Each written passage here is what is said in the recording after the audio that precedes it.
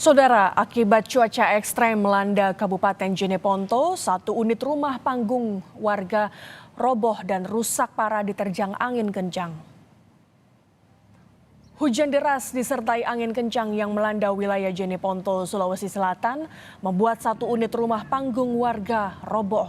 Akibat insiden ini, salah seorang penghuni rumah tertimpa bangunan rumah dan mengalami luka.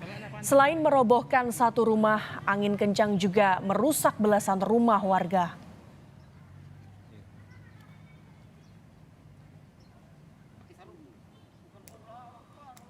Seninya di belakang rumah, ini punya adik, seninya di belakang rombat. Kemari balik. Dengan tukangnya, rumahnya ini juga, yang di sana 2 rumah, rombat juga.